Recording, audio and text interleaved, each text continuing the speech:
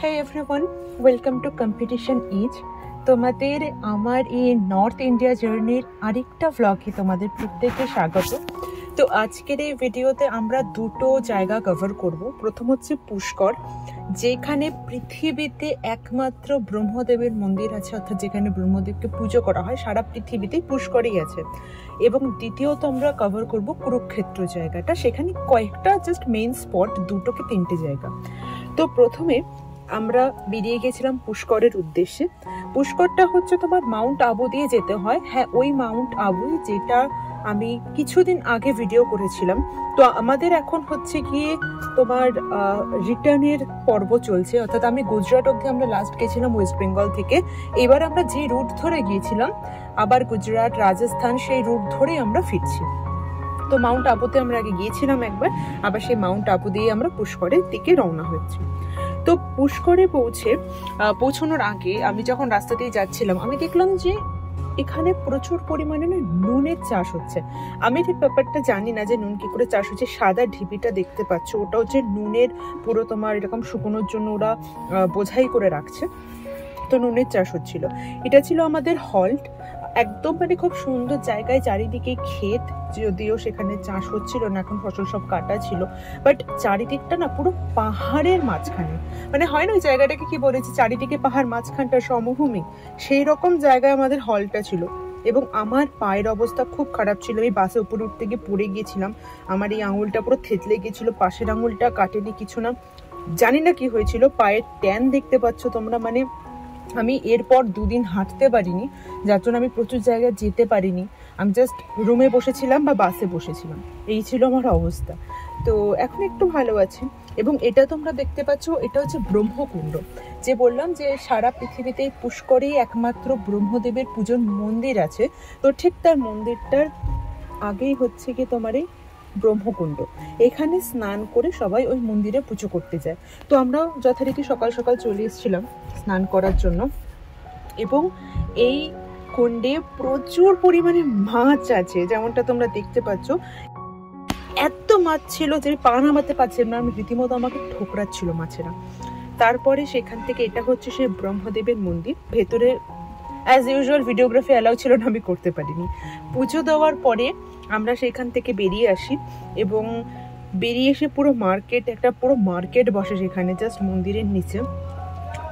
তোমার কি লাগবে, ছোট ছোট ঘর সাজানোর থেকে শুরু করে সবকিছু। এবং ভেতরে ব্রহ্মদেবকে আমি তুলতে পারিনি, বাট উনি কেমন কি রূপে আছেন সেটা আমি তোমাদের দেখিয়ে দিচ্ছি।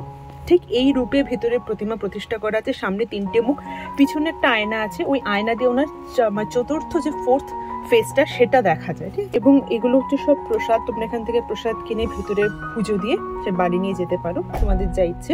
আমরা জাস্ট ওখানে দর্শন করতে গিয়েছিলাম এবং টুকটাক ঘর সাজানোর মতো গিফটিং পারপাসে প্রচুর অপশন ছিল এখানে। তো দামটাও সেই রকম ছিল, বুঝতে পারছো কতটা পরিমাণে এখানে এক্সপেন্সিভ জিনিসপত্র। তো আমাকে জিজ্ঞাসা করলে আমি কি কিনেছি আমি তোমাদের সামনে দেখাচ্ছি।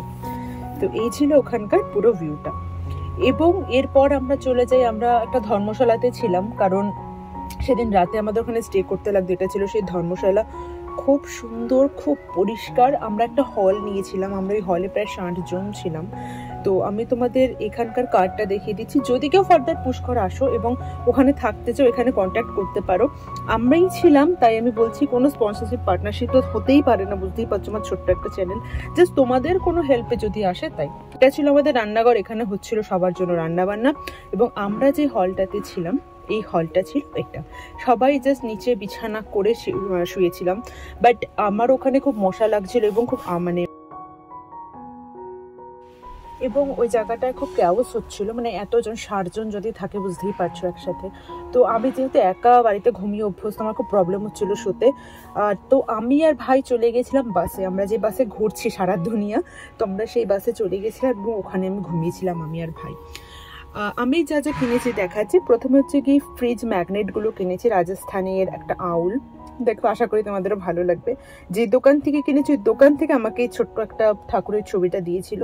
এবং তারপরে ওই দোকানের কাকুটা আমাকে ইউরোপের একটা 10 সেন্টের একটা কয়েন দেয়। উনি গাইড হিসেবে কাজ করে, উনি প্রচুর কয়েন ওনার কাছে আছে, তো উনি আমাকে ভালোবেসে এই কয়েনটা দিয়েছিলেন। এরপর আমি কিনেছিলাম আমন্ড, এগুলো পুরো খোসার মধ্যে ভরা, বাড়িকে ভাঙতে হবে এবং হচ্ছে কি এটাকে কি বলে আমি ভুলে গেছি। তো আমন্ড কিনেছিলাম আর এই এটা আখরোট, হ্যাঁ আখরোটটা আমরা ওখান থেকে কিনেছিলাম। তো তারপরে এটা হচ্ছে গিয়ে এইবার শুরু হলো কুরুক্ষেত্র, ঠিক আছে। এটা হচ্ছে কুরুক্ষেত্র এটা হচ্ছে একটা সতীপীঠ। এখানে হচ্ছে ভদ্রকালীর পুজো করা হয়। বিশ্বাস করো আজকে এত ভিড়, ওদের নবরাত্রি চলছে এবং শনিবার আমি বসতে পারিনি, 3 ঘন্টা লাইনে দাঁড়িয়ে আমি দর্শন করতে পারিনি। আমার পা দেখছো পুরো ফুলে গেছে, পায়ের অবস্থা যাতা হয়ে গিয়েছিল। আমি পুরো লাইনে ওখানে বসে গিয়েছিলাম জাস্ট, মানে আমি আর পারছিলাম না হাঁটতে। তোমাদের আমি পুরো ভিড়টা দেখাই তাহলে বুঝতে পারবে। মানে 3 ঘন্টা দাঁড়িয়ে থেকে আমরা দর্শন করতে পারিনি। আমাদের বোকামো হয়েছিল যে আমরা 3টে ঘন্টা ওখানে দাঁড়িয়েছিলাম, কারণ কোনো একটা জায়গায় বেড়াতে গিয়ে একটা জায়গা দেখার জন্য অতক্ষণ দাঁড়িয়ে থাকার কোনো মানেই হয় না। দেখতে পাচ্ছ এই ভিড়টা এই রকম, মানে একবার যেতে লাগছে আবার রিটার্ন সেই দিক দিয়ে হেঁটে আসতে লাগছে, এইরকম ভাবে 3 ঘন্টা দাঁড়িয়ে থাকার পরও আবার দেখছি যে লাইন এগোচ্ছে না, এবং আরো আমাদের 2-3 ঘন্টা দাঁড়িয়ে থাকার পর হয়তো আমরা দর্শন করতে পারতাম।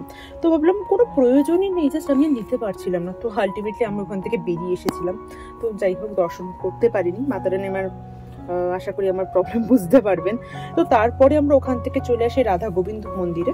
এই মন্দিরটা খুব একটা বেশি ভিড় ছিল না, একদম ফাঁকা মন্দির ছিল, কিন্তু মন্দিরটা খুব সুন্দর ছিল। সামনে একটা সরোবর, ভেতরে হচ্ছে মূর্তি, খুব সুন্দর জায়গা ছিল, তোমরাও দেখে নাও।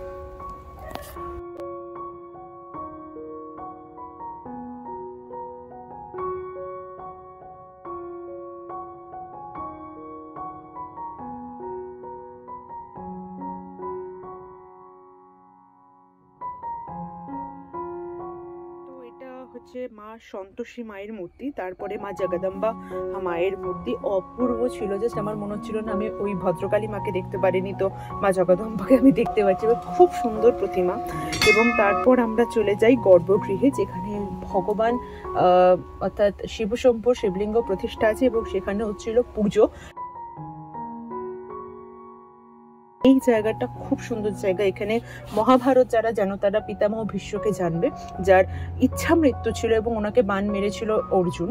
তো অর্জুন বান মারার পরে উনি মারা যেহেতু জানেন ইচ্ছা মৃত্যু ছিল, কুরুক্ষেত্র অবধি উনি বেঁচেছিলেন, যুদ্ধ অবধি। তো উনি যখন বান অবস্থায় ছিলেন তখন জল খেতে চেয়েছিলেন এবং এই কুণ্ড এখানে অর্জুন তীর নিক্ষেপ করে গঙ্গা দেবীকে আহ্বান করে ওনাকে জল খাইয়েছিলেন। তো সেটা হচ্ছে এই কুণ্ডটা। এবং তারপরে আমরা চলেছিলাম এই জায়গাটা। এটা এমন একটা জায়গা গাইস, তোমাদের আমি বলছি দেখিয়ে, তো তোমরাও বলবে যে সত্যি মমিত একটা জিনিস দেখিয়েছো তুমি আজকের ভিডিওতে। তো এইটা হচ্ছে এই জায়গাটার নাম জ্যোতিষ্বর বা জ্যোতিষ্বর। এখানে ভগবান শ্রীকৃষ্ণ অর্জুনকে তার বিশ্বরূপ দেখিয়েছিলেন এবং গীতার যে জ্ঞান সেটা দিয়েছিলেন। তো প্রথমে চলো তোমাদের দেখিয়ে দিই যে অশ্বত্থ গাছের নিচে উনি গীতার জ্ঞান দিয়েছিলেন অর্জুনকে। সে মনে করা হয় যে এই অশ্বত্থ গাছটা যেহেতু ঈশ্বরের সেই জ্ঞানটা নিয়েছিল বা পাশে সেই জ্ঞানটা দেওয়া হয়েছিল, তো তখন থেকে আজ অব্দি এই গাছটা বেঁচে আছে এবং গাছটা অমর বা অক্ষয়। এর অক্ষয় অর্থাৎ যার ক্ষয় নেই, না যার মৃত্যু নেই, তার জন্য এই গাছটাকে অক্ষয় বৃক্ষ বলা হয় হিন্দিতে, বা অক্ষয় বট, ঠিক আছে।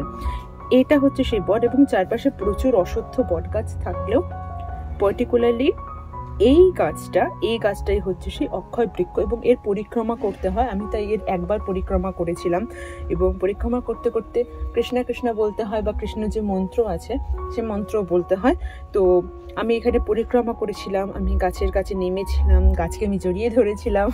এত সুন্দর একটা জায়গায় এসে যদি এতটুকু টাচ না করতে পারি না, মানে জাস্ট ভেতরে একটা মানে থেকে যায় যে কেন জায়গাটাকে স্পর্শ করতে পারলাম না সেখানে। এবং এখানে এই জায়গাটা পুরো ডিসপ্লে করা আছে যে এখানে ভগবান শ্রীকৃষ্ণ অর্জুন অর্থাৎ পার্থ সারথি হয়েছিলেন। তার পুরো রথটাকে এখানে দেখানো রয়েছে। ওপরে রয়েছে হনুমানজি, রথের ওপরে হনুমানজি ছিল। তোমরা যারা গল্পটা জানো না বা ঘটনাটা জানো না কুরুক্ষেত্রে, তারা প্লিজ শুনে নিও, তো ব্যাপারটা আরো তোমরা কানেক্ট করতে পারবে। তো এটা হচ্ছে সেই বৃক্ষটা।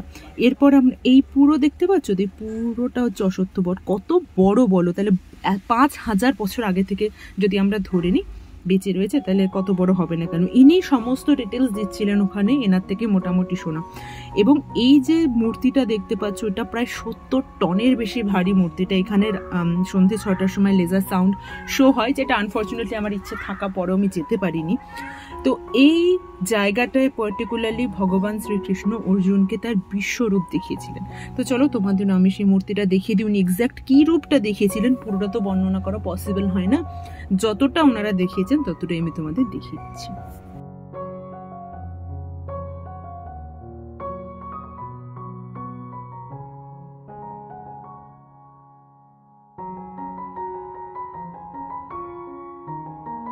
তো এরপর মোটামুটি আমি বেরোনোর সময় দেখি মন্দিরের ভিতরে একটা বানর তার ছানা নিয়ে বসে রয়েছে, একদম খুব সুন্দর, মা বাচ্চা মিলে খুনসুটি চলছিল।